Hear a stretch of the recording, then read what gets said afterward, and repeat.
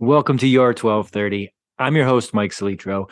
This is the only podcast where our guests tell their story with the help of 12 questions in just 30 minutes. Today, we are very excited to be joined by Dr. Shaun Anderson. Dr. Anderson is an associate professor of organizational communication at Loyola Marymount University. He is also the founder of CSR Global Consulting LLC, which helps sports organizations build social responsibility initiatives. Dr. Anderson's book, which launched yesterday, The Black Athlete Revolt, is the first book to take a historical and contemporary look at how Black athletes have used their influence to move beyond protest and create substantial change for Black Americans. As society fights to go from protest to policy reform, the revitalization of athlete activism in recent years has sparked a new platform, the sports justice movement. The book details the ascension of this movement, which it is presently, and what's next. Dr. Anderson, welcome. We're really excited to have you here. Thanks for having me. You got it. And we are doing this interview in February or early February of 2023.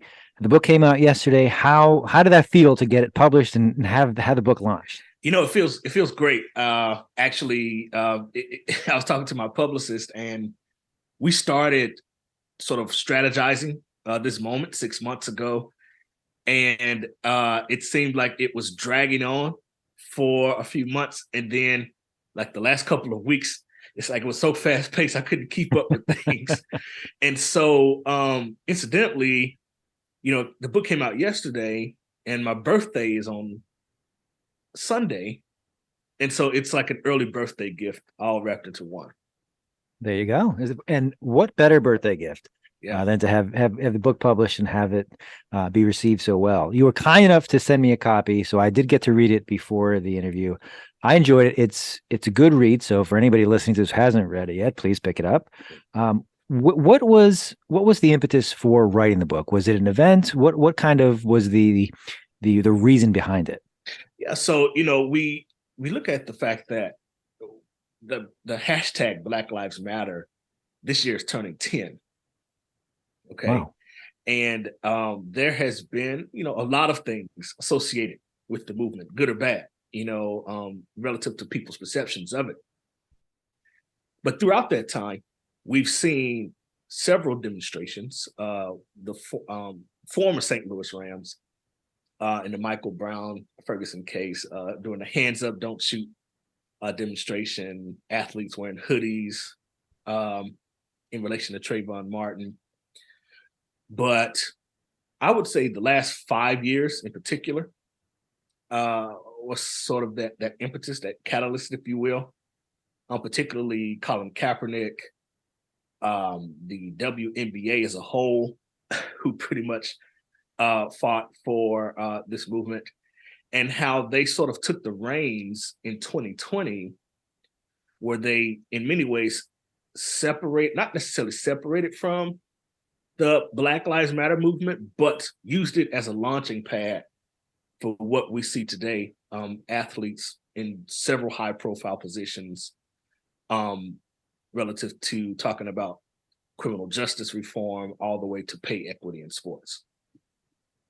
And that answer right there is very emblematic of why I enjoyed reading the book, because it takes a very sensitive and could be a matter that people will jump on one side or the other, and it is fair. It presents it's a factual representation of kind of where we are, where we've been, and it's a wonderful recitation of the history and kind of the backstory. So I enjoyed that part of the book, and I think it does a great job to both educate and inform, as well as say these are paths we can go down. So that part really stuck out to me, and just this kind of the way you talk about it's very clear. I was wondering, in doing research for the book, which I'm sure was extensive, did you learn anything that either surprised you or was like, wow, that's not how I remember that, or that's not how I was taught? Yeah, no, in reading, and also I would say in particular in chapter 2, where I take a deep dive into the reasons behind why people may support or, have this vitriol towards the Black Lives Matter movement and the alternate movements that came after it, All Lives Matter, Blue Lives Matter, all those things. And, I took a dive into psychology. Okay. And there was this concept called the just world belief, that people who are in majority groups in society believe that the world is just, and for anybody who is having a problem who are people who are from marginalized backgrounds, if you're having problems in society, then it's your fault. That you can't claim to be a victim because you're not following the rules that make this world a good place anyway. And so, and there are extensive studies on this just world belief concept that once I started reading and researching, it was well over 100 papers just diving into this, from not just people who have to deal with ethnicity issues, but those who have to deal with sexual harassment issues, so on and so forth. And so that was the surprising part to me in writing that. And it made sense then why people would, and not saying it's a good thing, of course, but why people hated the movement so much, or those who did hate it. And that's a good answer. That's specifically what I wanted to also mention, was that there are, I think that anytime that you've got a movement like this, you're going to have people on both sides again, and sometimes you can justify it. Other times you will have to go to psychological theories back in, that goes back in time, or that has been studied over time, to say, okay, this is perhaps why this is playing out the way that it is. And while it may not make sense, this is the kind of underpinnings, or this is the historical significance behind it.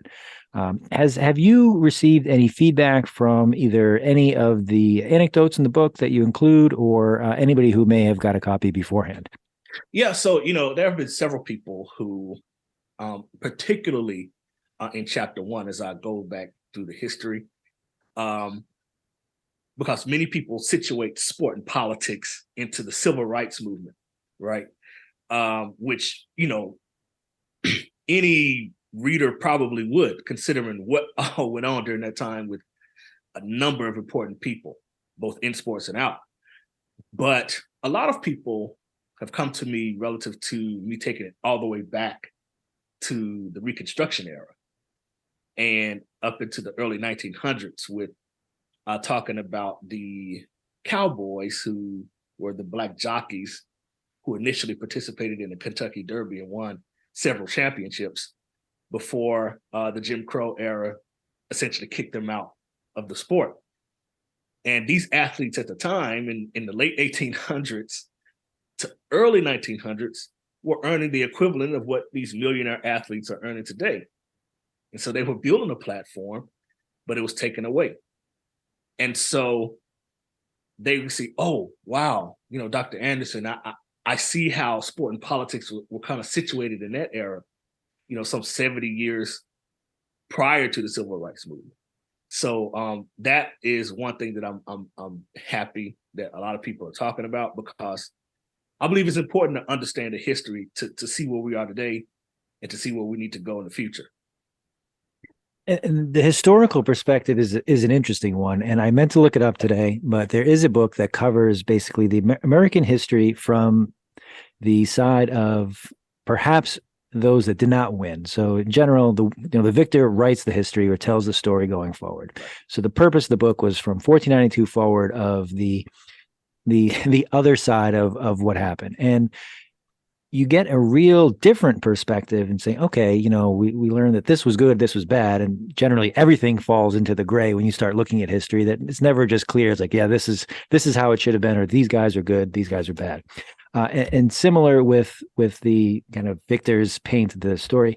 If you ask anybody about the Kentucky Derby or how horse racing began, I am pretty certain very few people will be able to tell you that story, that is how it happened, and that's the origin of the race. Right.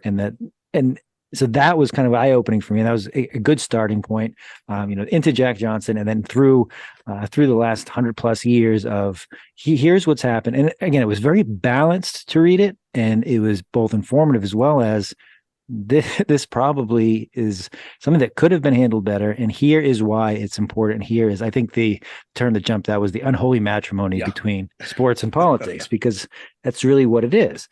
The other thing I thought of in reading this, and I'm sure you've been asked this, is I grew up in the 80s and 90s and following the big sports figures of that time, specifically Michael Jordan. That's a time period in the book that gets singled out for, and I'll let you get into it. Sure. It's kind of how it stands out through history, but is the quote that it's attributed to Michael Jordan, which I assume is true, that even Republicans buy sneakers. So that was kind of and I'm sure you've heard that before in this, but the book talks about how that period is kind of a latent period for sports activism, and kind of in correlation with when salaries started to skyrocket. I was wondering if you could talk a little bit about that, because as a kid, not only did I not realize the many different things going on in the world, I looked at sports as this holy prism and didn't ever tie those two things together until much later. Yeah, I thinking back during that time as well, because we had TGI Friday, all of these wholesome shows, and trying to show the world that this is family life. And we saw the iconic Michael Jordan just transcended the sport as this global icon. I know I certainly envied a lot of my homies growing up because they were able to get Jordans and I couldn't. But here's the thing about that. It was not only the popularity of the NBA and the NFL, baseball, of course, in particular. It was broadcasting, right? Take it back to 1984 when the Olympics came to Los Angeles. It was the most profitable Olympic Games of all time at that point, earning over almost $300 million in 1984, which made all of these sports leagues say, hey, we need to, jump on this advertising and broadcasting game. And so in adding to that came the endorsements, came the wholesome version of sports that we were able to see in the 80s and 90s. We had the Piston Bad Boys, but relatively speaking, the games in and of themselves were meant to be entertainment purposes only. And if you were to come out and say anything about still the struggles in the world, the leagues at that time had more leeway to say, I'm going to find a way to cut off your endorsements. I'm going to find a way to trade you. I'm going to find a way that you won't be successful after the game. And so with Michael Jordan and his popularity, he's certainly earned Nike a lot of money over the years, still does. Yes, he has. You could see where, he would say something like that. Again, those are, and it's debatable now because they say, okay, this is probably what he said, but But what was interesting though was over the last a few years ago, he essentially wrote a column saying that it's time for him to stand up and fight. Right. So to that degree, there must have been some relevance to that statement from years ago. We also saw the Charles Barkley "I'm not a role model" commercial with Nike, to which he's again tried to come out now and say, I wasn't saying that I didn't care about things in our society. I was just saying that when it comes to athletes, you should also appreciate doctors, lawyers, and teachers. But of course, then over time, it's just not what people perceived. And so that's why we saw that dormancy. I talked about in the introduction, Mahmoud Abdul-Rauf, who essentially was Colin Kaepernick before Colin Kaepernick recently had a documentary come out, who stood against the national anthem, and you never heard of him again, after that. And so athletes did not want to go through that. But now it's different. So I'm feverishly taking notes because there's so many things I want to follow up on there. First, the things that you triggered for my memory. My first and only pair of Jordans that I begged, and the only ones I got to have that I was very lucky to, that I pretty much wore the soles out of. Yeah. I remember that Barkley commercial, and you're right that he may put it in a different context now, but it was not honor ever. It was I'm not a role model, and that was, I think, he had the flipped up hat and the Nikes. But even as you bring up the charitable donation, which in the book that Michael Jordan made recently, I remember, because it was a couple of years ago, he receives criticism on both sides of it to this day, because either it wasn't enough money, he could do more. Why is he giving to the other side? So it's like it kind of also painted that. You bring up the good point that players did not have as much power, or even if they were earning more money, that they did have ways that the leagues, the team ownership, coaching staff could kind of jeopardize their career. Then they don't have the empowerment they do now. But even when he did now, he still receives criticism, I'm pretty sure, roundly from both sides, because they're unhappy with what he decided to do. Right. So him being the businessman that he was probably saw a part of it, that I am not going to, I'm going to anger somebody no matter what I do here.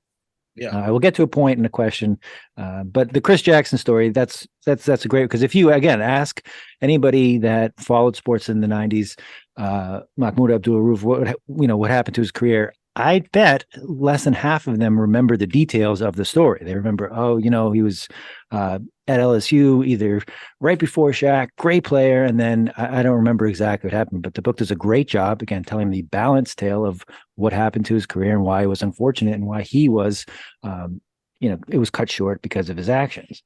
All right, so now on to the question piece of this, because I could ask about this all night, but I won't.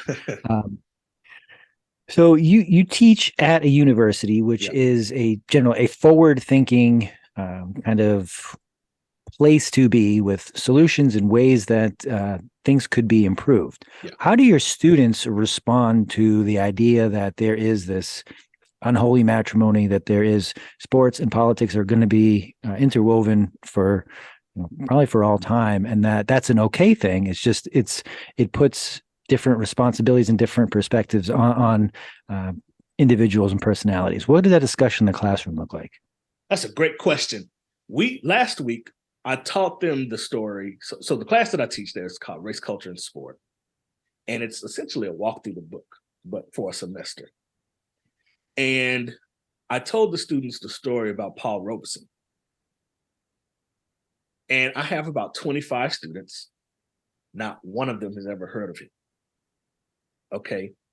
By the time we finished talking about him being a top academic, you're talking about a Black man, early 1900s, essentially being what they called back then the valedictorian at Rutgers University, then to turn around and go to Columbia Law, to where he couldn't practice because of the Jim Crow era back in the day, to being a world-class athlete and actor.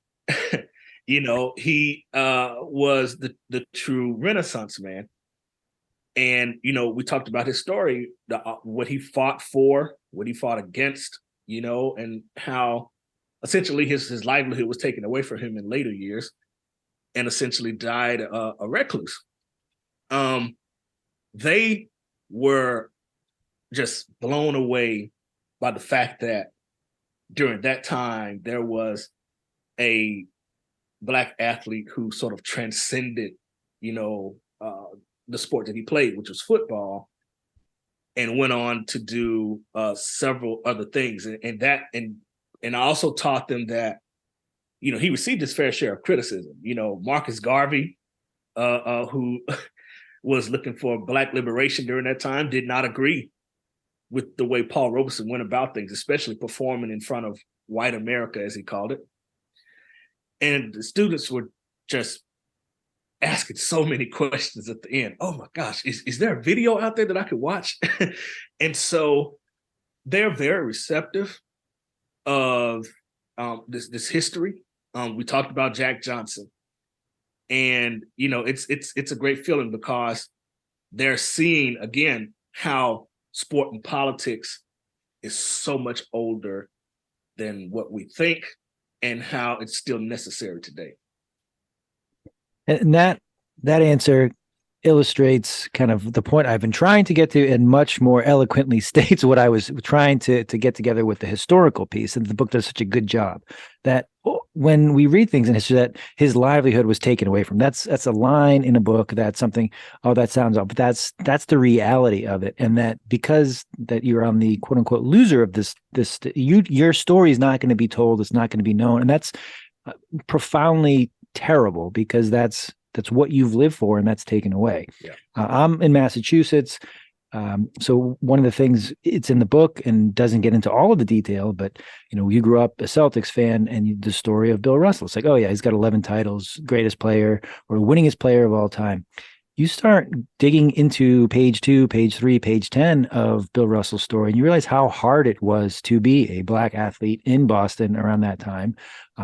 And the things that he had to deal with was, reprehensible and terrible, and they get swept under the rug. And again, you ask 10 people about Bill Russell's career, and that's not going to make the highlights. And it's kind of why he was such a great champion. I mean, I asked you, and this is probably certainly not politically correct, but when we first connected, I said, hey, I'm just a middle-aged white guy. I know all this stuff. I can speak about it intelligently. Do you want to have this conversation? You said, absolutely, because it's important that people talk about it and learn. And so I'm glad that we have the opportunity to do this on a podcast. And that's what I really appreciate about the book, was that sometimes when you get into material, there's either a hidden or not so hidden agenda with these things, but that's not what the book is. And that's kind of what I really appreciated about it, was I'm learning something, and I'm getting balanced information that I can use to make an informed decision going forward. So this is enough of my kind words to you about the book. If you haven't read it, listeners, please give it a read. It's a Black Athlete Revolt. Very good, in bookstores now. Going back to the classroom. Now that you are a published author and a university professor, which do you describe yourself as when you meet somebody new on the street? Oh, that's a great question, because it's funny. Usually I actually take a back seat and allow people to, for lack of better terms, kind of guess what I do. It's funny you mentioned, because I was a couple of years ago, I was looking around the infamous LA housing market, found a realtor, and we were talking. We went to like lunch, and he was just asking me, what do I do? And so I said, oh, I'm a professor at Loyola Marymount University. He was like, what? Man, you're so down to earth. I wouldn't have even known that you got a doctorate. Oh wow, And so while I am, happy, proud of the work that I do, because I was the first person in my family to earn a doctorate, I still say that, I want you to meet me first, and then you'll find out what it is that I do. And again, I'm not, of course, ashamed of what I do. I don't try to make people feel beneath me because of this lauded career, if you will. But again, I tend to take a back seat to pushing it forward first. And then it's actually quite funny, the reactions after people ask. So like I said, I'm sure you are not doing this to upstage me or sound much more eloquent, but that is exactly the way that I could not describe the book, that the information is presented and I'm allowed to make the conclusion that it's balanced, it's fair. And it's like, here it is. You can make the next, you can put it together how you like, and kind of how you describe yourself. Here's me. Tell me what you think, or what how you would like to describe it. So very well done. Absolutely. And I said I wouldn't, but I did want to ask a follow up. So writing about sports, what drew you to sports in the first place? I grew up in a small city in Arkansas called Pine Bluff, predominantly Black city, maybe 30,000 people. And so, of course, in the South, if you are a taller, bigger Black man, you and your friends are trying to get to an SEC school to go play pro football. Those are the hopes and dreams of us little small town country kids, And so played. I was getting scholarship offers, had a knee injury, and of course, that was the end of that dream. But I still had this love for sport. And so I thought that my next career would be to be the next great Stuart Scott at ESPN, right? So I became a sports producer for a local TV station, and I fell in love with the research part of it there, to tell stories. And something compelled me to go and pursue a master's degree and dive more into that curiosity. And so after pursuing my master's degree, I worked for a little bit. And then the recession hit of 2008 through basically 2014. And so it was a struggle to find work. I actually lost my job. I had to go back and move with my mom. And I had a conversation with one of my professors at my master's degree program. And he was like, hey, you should go and pursue a doctorate. You love sports, but I think with your research, you should be able to go out there and try to create knowledge about what you love. And I was like, no, I'm going to do that. I want a job. But then it came around. I said, what else do I have to lose? I applied to a few PhD programs, got accepted to a few, but the only one that offered a tuition remission was West Virginia University. So I went there and went there from 2013 to 2016.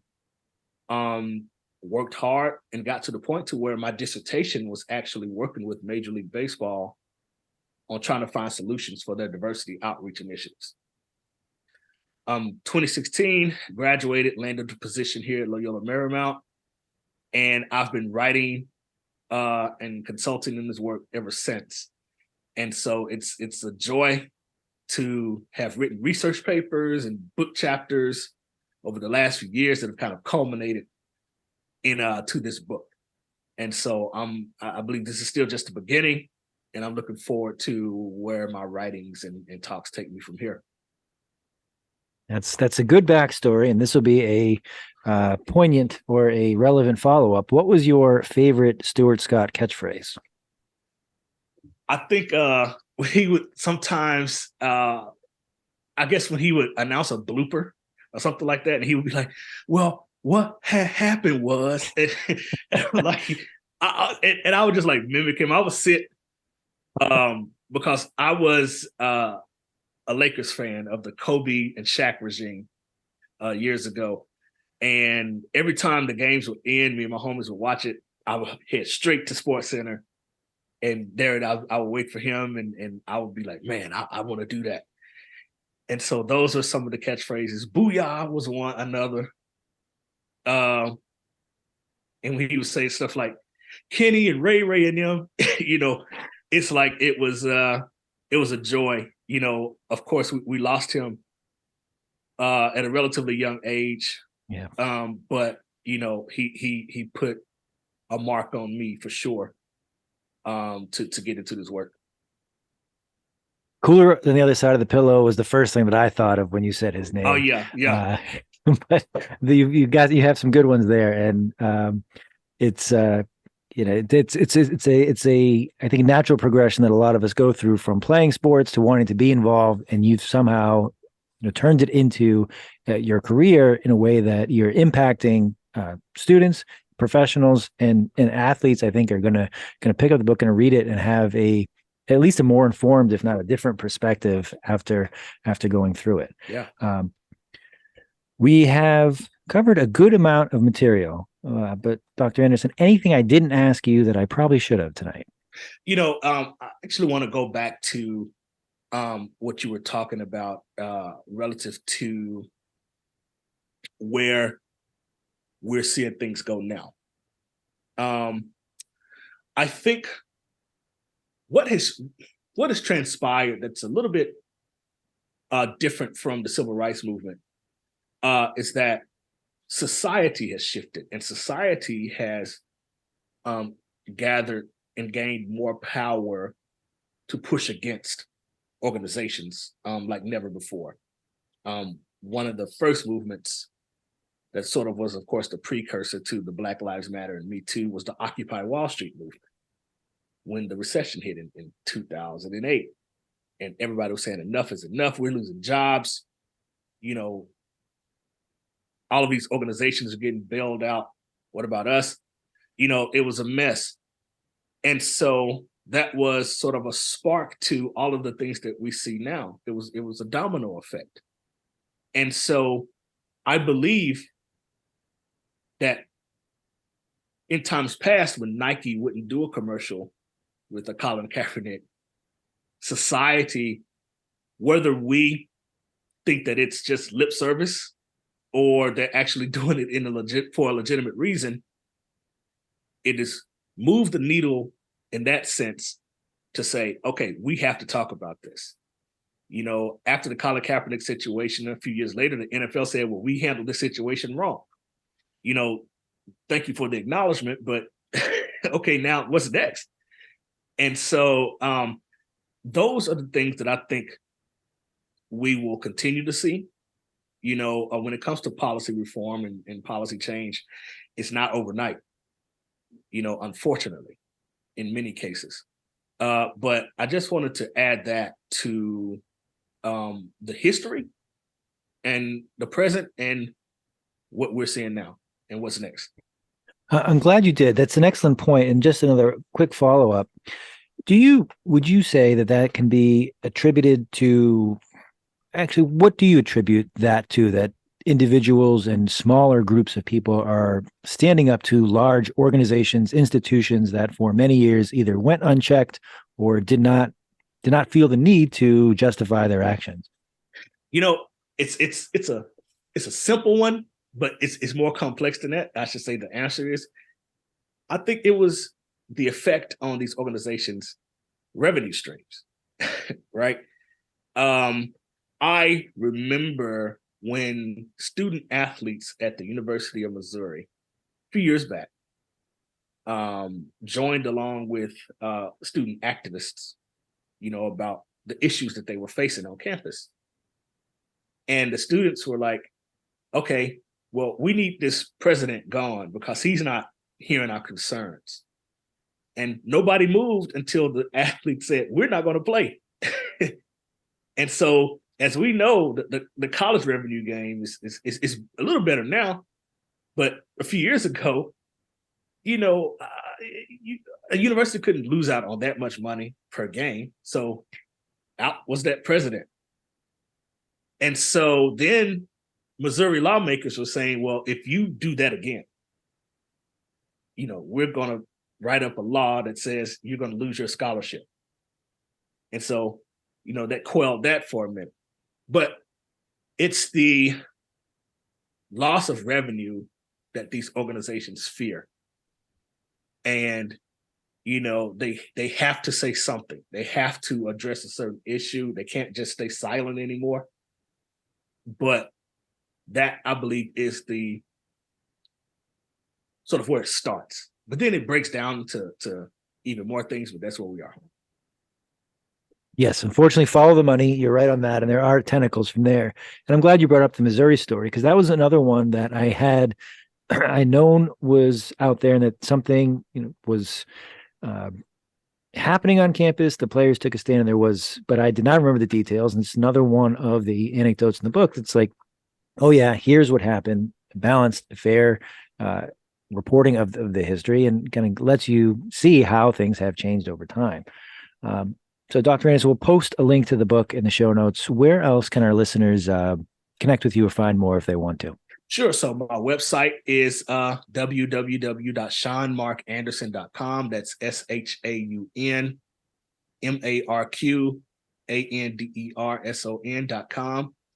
On Twitter at Shaun Mark Speaks, Instagram at Shaun Mark Speaks, on LinkedIn. And my book is pretty much anywhere where books are sold, Amazon, Barnes & Noble, any of those places. Excellent. So we will post all of those. Dr. Anderson, this has been a blast. Thank you for joining us. I look forward to doing it again. And best of luck with the book. I really enjoyed it. Thanks for having me, and I appreciate all of your support.